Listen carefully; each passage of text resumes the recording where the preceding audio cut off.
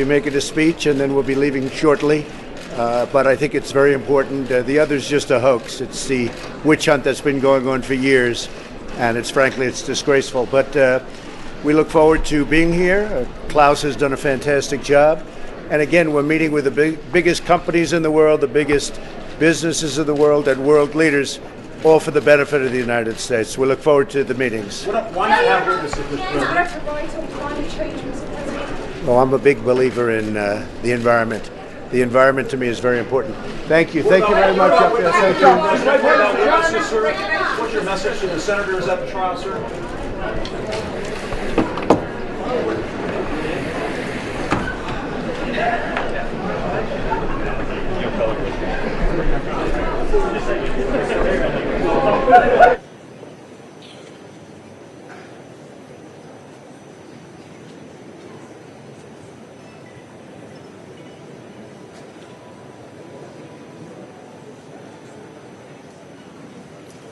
Ladies and gentlemen, we now present a special performance of an iconic Swiss song, Davos, sung by a group of Swiss tenors who recently performed at Switzerland's most traditional festival, the Fête des Vignerons. The song dates back to the 16th century, and many consider it as an informal national anthem of Switzerland. This brief performance will be followed by the special address.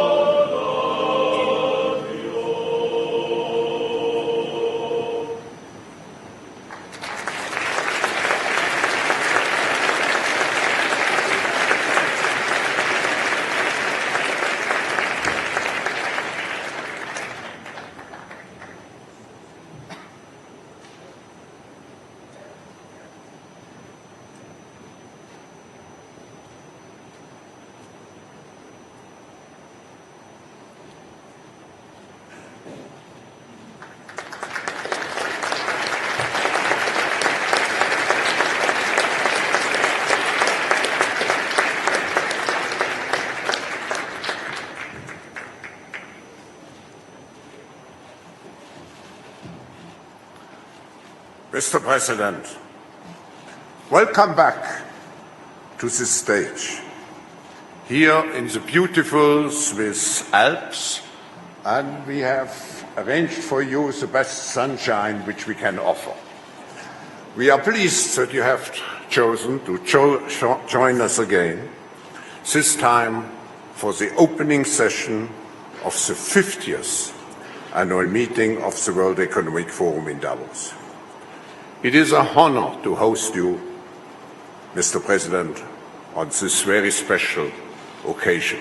And you have here in the room and in some overflow rooms, you have really the best of what the global business community can offer, in addition to over 300 representatives from governments. You return to Davos accompanied by a strong delegation of cabinet secretaries and senior officials is testimony to the fact that you recognize the need for America to maintain a prominent role on the global stage. In the past 3 years, the United States, by any metric, experienced a story of economic growth and dynamism. Stock market performance alone is one indication, as is the record low unemployment rate. Investors are showing deep confidence in the short and long-term potential of the U.S. economy. Yet, Mr. President, with this good news, we all know there remain challenges ahead for the United States and for the rest of the world. We look forward to hearing your reflection as we gather here at this crucial time. Please, ladies and gentlemen, welcome Donald J. Trump, the 45th President of the United States.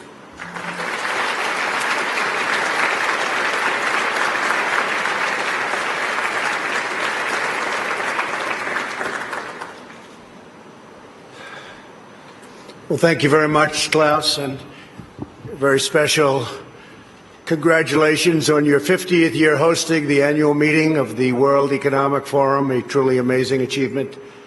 It's an honor to address the distinguished members of this organization for the second time as president. When I spoke at this forum 2 years ago, I told you that we had launched the Great American Comeback. Today, I'm proud to declare that the United States is in the midst of an economic boom, the likes of which the world has never seen before. We've regained our stride, rediscovered our spirit, and reawakened the powerful machinery of American enterprise. America is thriving, America is flourishing, and yes, America is winning again like never before. Just last week alone, the United States concluded 2 extraordinary trade deals, the agreement with China and the United States-Mexico-Canada agreement, the 2 biggest trade deals ever made. They just happened to get done in the same week. These agreements represent a new model of trade for the 21st century, agreements that are fair, reciprocal, and that prioritize the needs of workers and families. America's economic turnaround has been nothing short of spectacular. When I took office 3 years ago, America's economy was in a rather dismal state. Under the previous administration, nearly 200,000 manufacturing jobs had vanished. Wages were flat or falling. Almost 5 million more Americans had left the labor force than had gotten jobs, and more than 10 million people had been added to the food stamp rolls. The experts predicted a decade of very, very slow growth, or maybe even negative growth, high unemployment and a dwindling workforce, and very much a shrinking middle class. Millions of hardworking, Ordinary citizens felt neglected, betrayed, forgotten. They were rapidly losing faith in the system. Before my presidency began, the outlook for many nations was bleak. Top economists warned of a protracted worldwide recession. The World Bank lowered its projections for global growth to a number that nobody wanted to even think about. Pessimism had taken root deep in the minds of leading thinkers, business leaders, and policymakers. Yet despite all of the cynics, I had never been more confident in America's future. I knew we were on the verge of a profound economic resurgence if we did things right, one that would generate a historic wave of investment, wage growth, and job creation. I knew that if we unleashed the potential of our people, if we cut taxes, slashed regulations, and we did that at a level that's never been done before in the history of our country in a short period of time, fixed broken trade deals, and fully tapped American energy, that prosperity would come thundering back at a record speed. And that is exactly what we did, and that is exactly what happened. Since my election, America has gained over 7 million jobs, a number unthinkable. I wouldn't say it, I wouldn't talk about it, but that was a number that I had in mind. The projection was 2 million, we did 7, more than 3 times the government's own projections. The unemployment rate is now less than 3.5%, and at 3.5%, that's a number that is the lowest in more than 50 years. The average unemployment rate from my administration is the lowest for any U.S. president in recorded history. We started off with a reasonably high rate. For the first time in decades, we are no longer simply concentrating wealth in the hands of a few. We're concentrating and creating the most inclusive economy ever to exist. We are lifting up Americans of every race, color, religion, and creed. Unemployment rates among African Americans, Hispanic Americans, and Asian Americans have all reached record lows. African American youth unemployment has reached the lowest it's ever been in the history of our country. African American poverty has plummeted to the lowest rate ever recorded. The unemployment rate for women reached the lowest level since 1953, and women now comprise a majority of the American workforce. That's for the first time. The unemployment rate for veterans has dropped to a record low. The unemployment rate for disabled Americans has reached an all-time record low. Workers without a high school diploma have achieved the lowest unemployment rate recorded in U.S. history. Wages are rising across the board, and those at the bottom of the income ladder are enjoying the percentage by far largest gains. Workers' wages are now growing faster than management wages. Earnings growth for the bottom 10% is outpacing the top 10%, something that has not happened. Paychecks for high school graduates are rising faster than for college graduates. Young Americans just entering the workforce are also sharing in America's extraordinary prosperity. Since I took office, more than 2 million millennials have gotten jobs, and their wages have grown by nearly 5% annually, a number that was unthinkable. Nobody would have ever thought it was possible 3 years ago. A record number of Americans between the ages of 25 and 34 are now working. In the 8 years before I took office, over 300,000 working-age people left the workforce. In just 3 years in my administration, 3.5 million people have joined the workforce. 10 million people have been lifted off welfare in less than 3 years. Celebrating the dignity of work is a fundamental pillar of our agenda.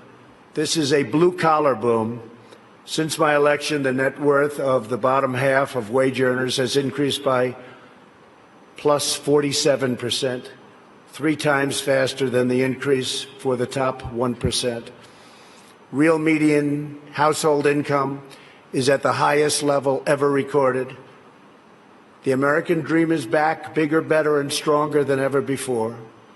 No one is benefiting more than America's middle class. We have created 1.2 million manufacturing and construction jobs, a number also unthinkable. After losing 60,000 factories under the previous 2 administrations, hard to believe when you hear 60,000 factories. America has now gained, in a very short period of time, 12,000 new factories under my administration, and the number is going up rapidly. We'll be beating the 60,000 number that we lost, except these will be bigger, newer, and the latest. Years of economic stagnation have given way to a roaring geyser of opportunity. U.S. stock markets have soared by more than 50% since my election, adding more than $19 trillion to household wealth and boosting 401ks, pensions, and college savings accounts for millions of hardworking families. In these great numbers are many things, and it's despite the fact that the Fed has raised rates too fast and lowered them too slowly. And even now, as the United States is by far the strongest economic power in the world, it's not even close. It was going to be close, but a lot of good things happened to us and some not so good things happened to certain other places. They're forced to compete, and we compete with nations that are getting negative rates, something very new, meaning they get paid to borrow money, something that I could get used to very quickly. Love that. Got to pay back your loan? No. How much am I getting? Nevertheless, we still have the best numbers that we've had in so many different areas. It's a conservative approach, and we have a tremendous upside potential when all of the trade deals and the massive deregulation starts kicking in, which will be during this year, especially toward the end of the year. Those trade deals are starting to kick in already. The regulations are kicking in right now. And I see such tremendous potential for the future. We have not even started because the numbers we're talking about are massive. The time for skepticism is over. People are flowing back into our country. Companies are coming back into our country. Many of you who I know are coming back in with your plants and your factories. Thank you very much. America's newfound prosperity is undeniable, unprecedented, and unmatched anywhere in the world. America achieved this stunning turnaround not by making minor changes to a handful of policies, but by adopting a whole new approach centered entirely on the well-being of the American worker. Every decision we make on taxes, trade, regulation, energy, immigration, education, and more is focused on improving the lives of everyday Americans. We are determined to create the highest standard of living that anyone can imagine. And right now, that's what we're doing for our workers, the highest in the world. And we're determined to ensure that the working and middle class reap the largest gains. A nation's highest duty is to its own citizens.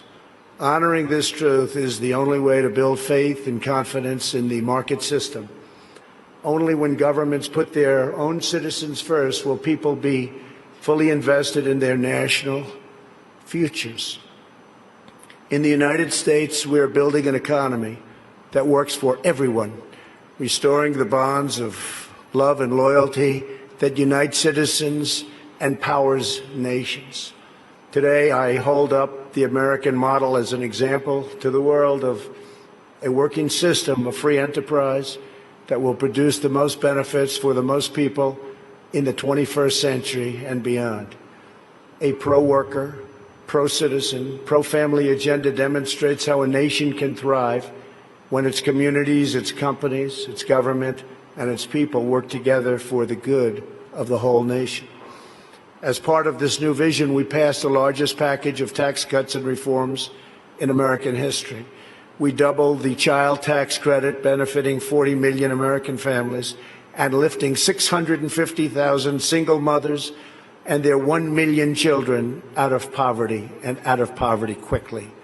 We passed the first ever tax credit for employers who provide paid paternal leave for employees earning $72,000 or less annually, and passed paid family leave for government employees as a model for the country. We made child care much more affordable and reduced or eliminated child care wait lists all across the nation. Our child care reforms are supporting working parents and ensuring their children have access to high-quality care and education, all of which they very much deserve. We lowered our business tax from the highest in the developed world down to one that's not only competitive, but one of the lower taxes. We created nearly 9,000 opportunity zones in distressed communities where capital gains on long-term investments are now taxed at zero, and tremendous wealth is pouring into areas that for 100 years saw nothing. The 35 million Americans who live in these areas have already seen their home values rise by more than $22 billion.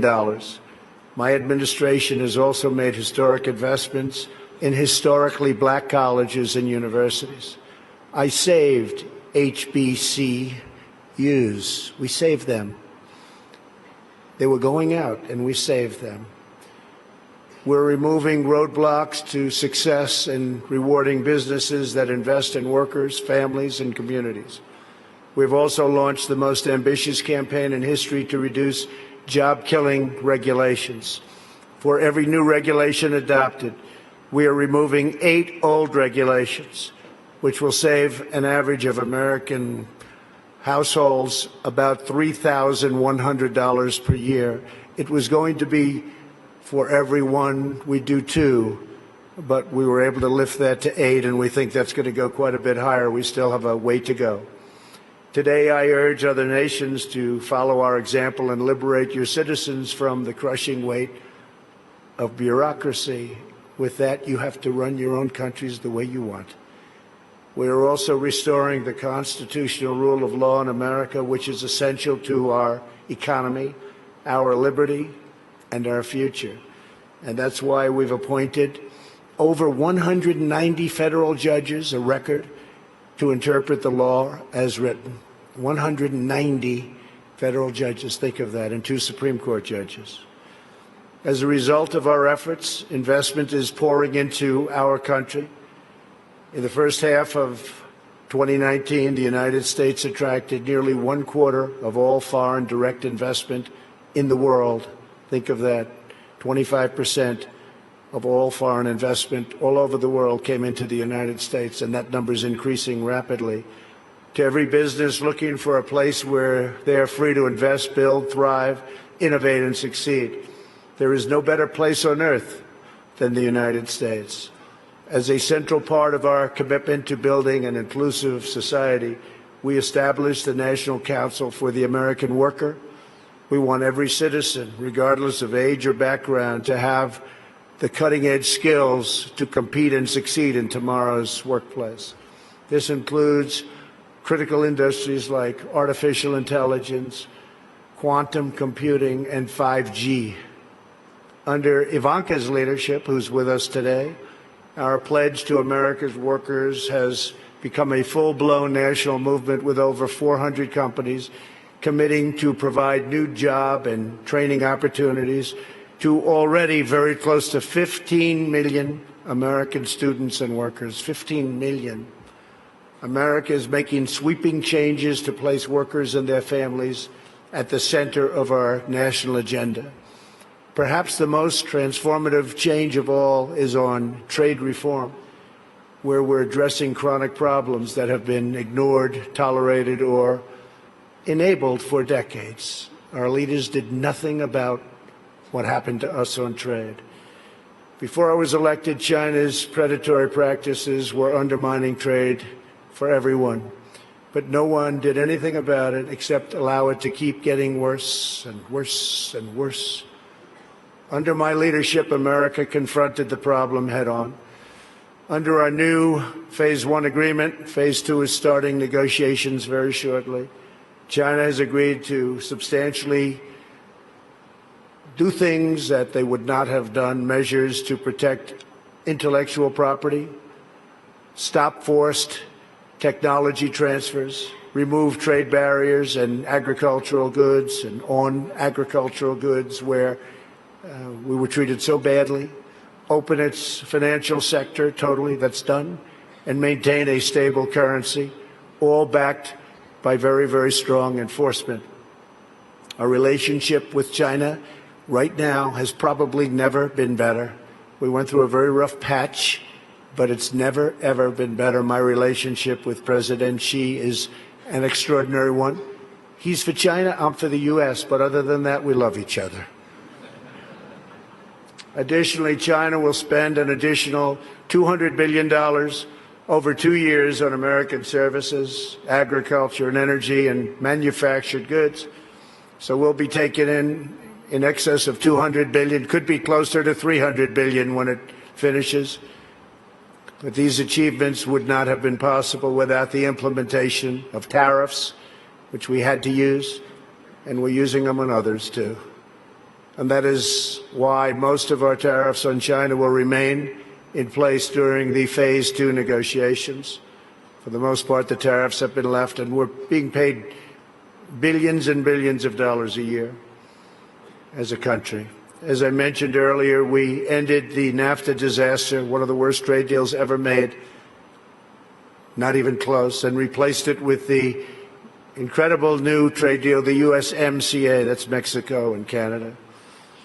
In the nearly 25 years after NAFTA, the United States lost 1 in 4 manufacturing jobs, including nearly 1 in 4 vehicle manufacturing jobs. It was an incentive to leave the country.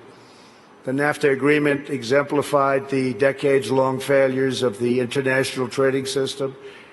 The agreement shifted wealth to the hands of a few, promoted massive outsourcing, drove down wages and shuttered plants and factories by the thousands. The plants would leave our country, make the product, sell it into our country. We ended up with no jobs and no taxes. Would buy other countries' product. That doesn't happen anymore.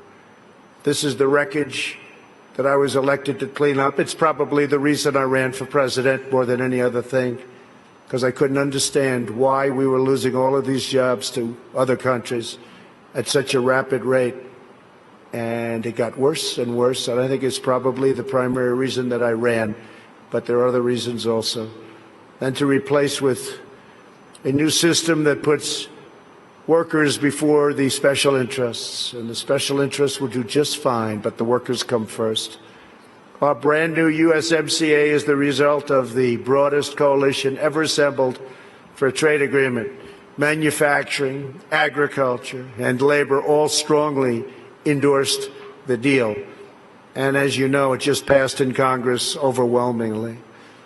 It shows how to solve the 21st century challenge we all face, protecting intellectual property, expanding digital trade, reshoring lost jobs, and ensuring rising wages and living standards. The United States has also concluded a great new trade deal with Japan, approximately $40 billion, and completely renegotiated our deal with South Korea. We're also negotiating many other transactions with many other countries, and we look forward to negotiating a tremendous new deal with the United Kingdom. Have a wonderful new Prime Minister and wants very much to make a deal, as they say. To protect our security and our economy, we are also boldly embracing American energy independence. The United States is now by far the #1 producer of oil and natural gas anywhere in the world, by far. It's not even close. While many European countries struggle with crippling energy costs, the American energy revolution is saving American families $2,500 every year in lowering electric bills and numbers that people said couldn't happen. and also, very importantly, prices at the pump. We've been so successful that the United States no longer needs to import energy from hostile nations. With an abundance of American natural gas now available, our European allies no longer have to be vulnerable to unfriendly energy suppliers either. We urge our friends in Europe to use America's vast supply and achieve true energy security. With U.S. companies and researchers leading the way, we are on the threshold of virtually unlimited reserves of energy, including from traditional fuels, LNG, clean coal, next-generation nuclear power, and gas hydrate technologies. At the same time, I'm proud to report the United States is among the cleanest air and drinking water on Earth, and we're going to keep it that way. And we just came out with a report that at this moment, it's the cleanest it's been in the last 40 years. We're committed to conserving the majesty of God's creation and the natural beauty of our world. Today, I'm pleased to announce the United States will join 1 Trillion Trees initiative being launched here at the World Economic Forum. 1 trillion trees. And in doing so, we will continue to show strong leadership in restoring, growing, and better managing our trees and our forests. This is not a time for pessimism. This is a time for optimism.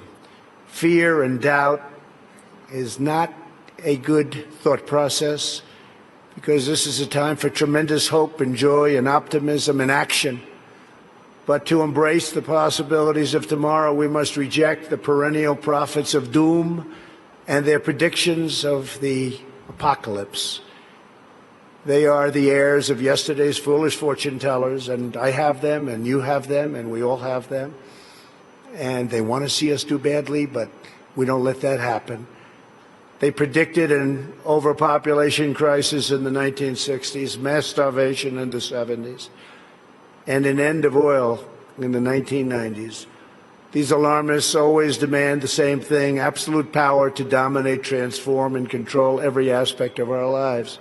We will never let radical socialists destroy our economy, wreck our country, or eradicate our liberty. America will always be the proud, strong, and unyielding bastion of freedom.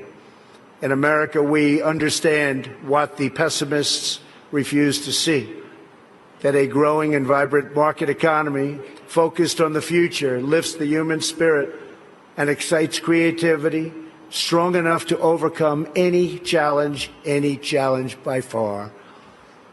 The great scientific breakthroughs of the 20th century, from penicillin to high-yield wheat to modern transportation and breakthrough vaccines, have lifted living standards and saved billions of lives around the world, and we're continuing to work on things that you'll be hearing about in the near future, that even today, sitting here right now, you wouldn't believe it's possible, that we have found the answers.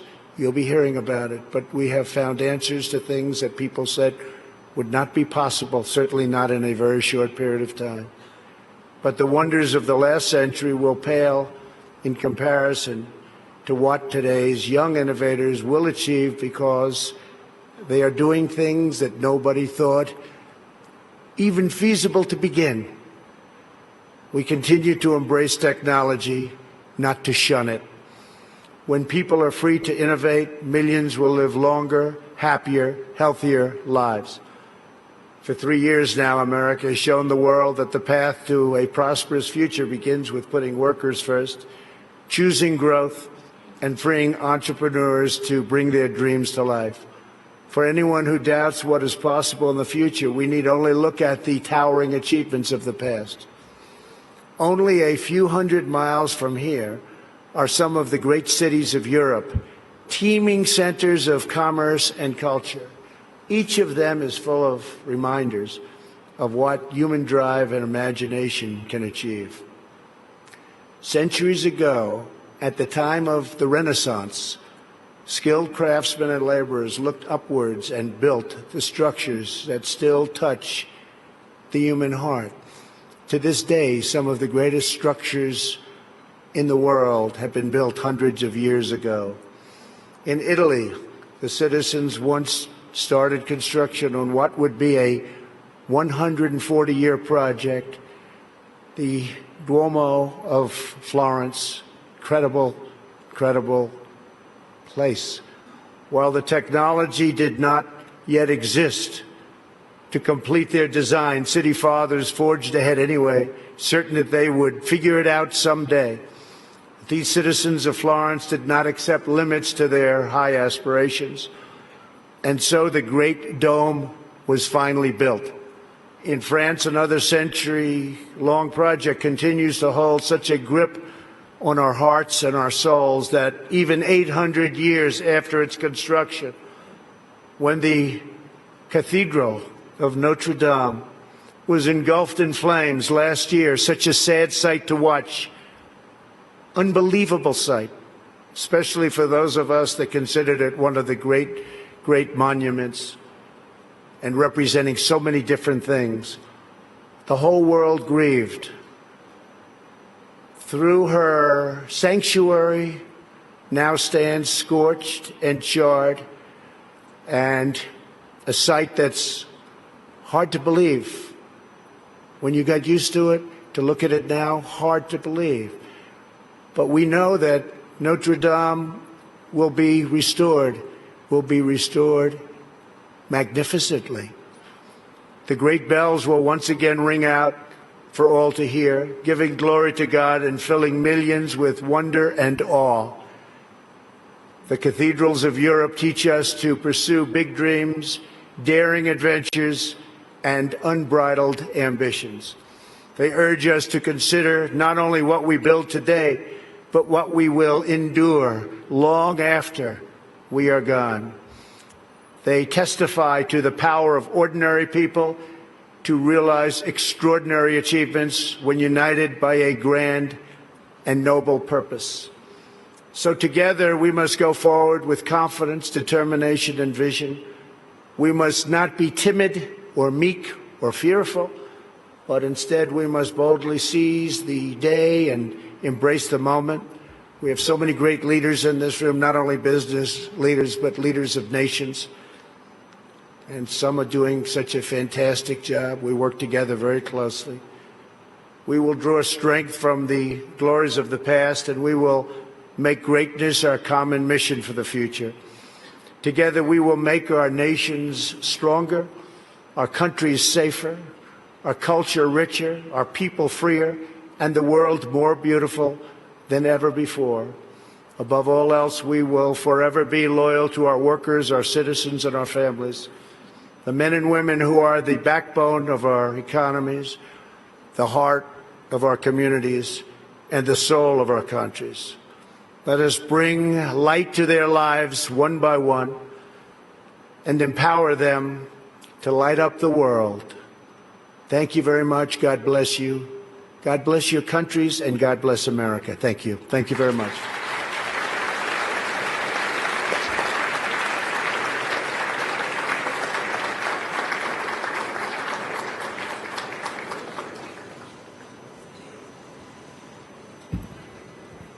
Mr. President, thank you for your speech and congratulations for what you have achieved for your economy, but also for your society. We discuss here very intensively the question of inclusiveness, but all your politics certainly are aiming to create better inclusiveness for the American people. I want to thank you personally, particularly for injecting optimism into our discussions. We have many problems in the world, but I think we need, as you said, we need dreams. And we have all the capabilities, technology, leadership to realize those dreams. So thank you again, Mr. President, for having joined us here at the opening of the 50th anniversary of the World Economic Forum.